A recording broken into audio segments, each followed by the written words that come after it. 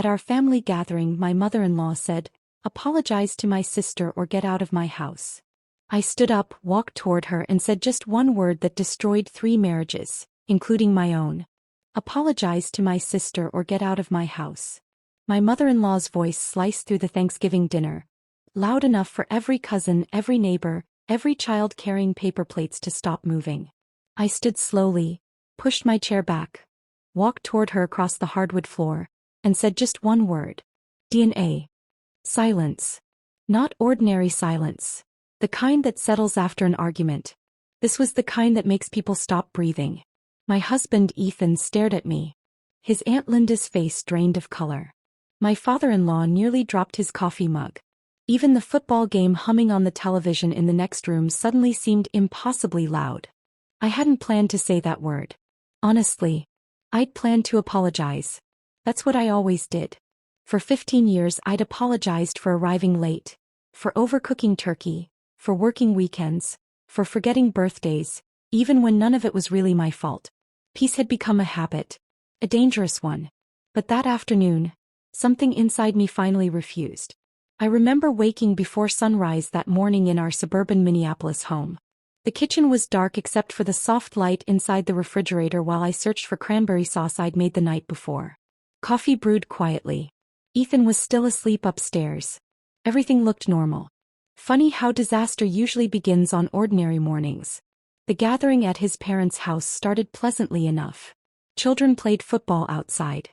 My son Owen threw passes with his cousins while parents cheered from folding chairs.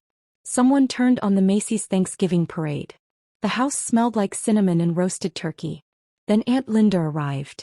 She had always carried herself like she owned every room she entered. Expensive jewelry. Perfect hair. Perfect smile. The kind that never reached her eyes. She hugged everyone except me. That wasn't unusual. Linda had disliked me from the day Ethan proposed. According to her, I was too ambitious. Translation: I had a career. I managed operations for a healthcare technology company in Chicago. Long board meetings, business travel, conference calls during school pickup.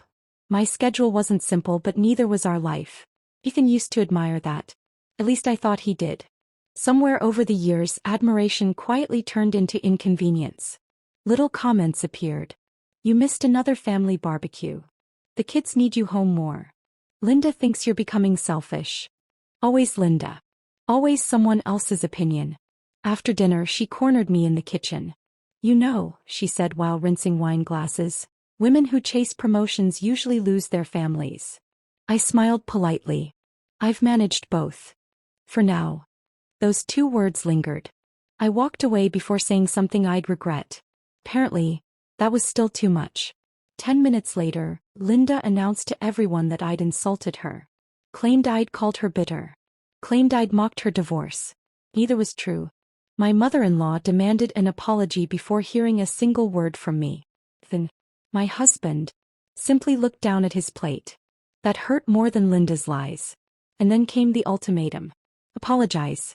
Or leave. I stood, walked forward, and said, "DNA." The room froze because everyone knew exactly what I meant. 6 months earlier, Owen had needed emergency surgery after a baseball accident during his Little League championship game.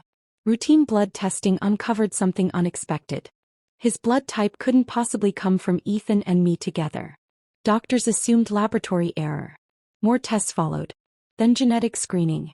The results arrived quietly in a plain envelope. Wasn't Ethan's biological son. I nearly fainted reading it. Except, I'd never been unfaithful. Not once.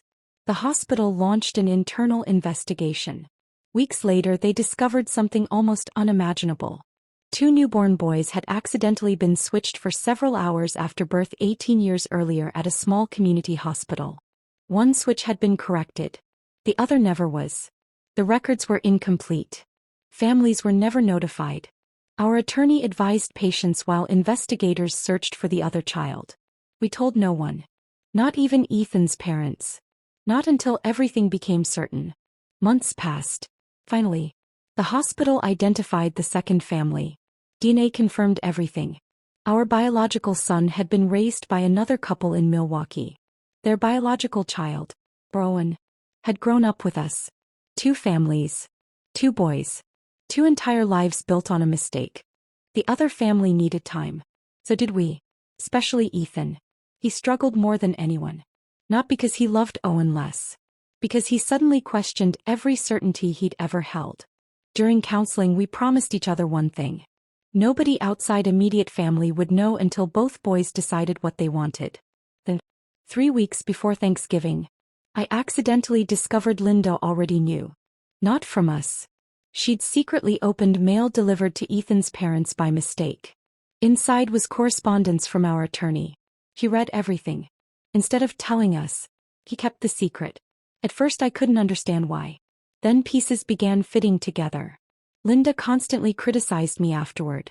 Encouraged Ethan to question our marriage. Repeatedly suggested Owen didn't resemble his father. She wasn't protecting anyone. She was waiting. Waiting for the perfect moment to use the truth like a weapon. Standing in that living room staring at her pale face, I finally understood. Ding, I repeated softly. Linda whispered, don't. I looked at everyone gathered around us. You already know what that word means.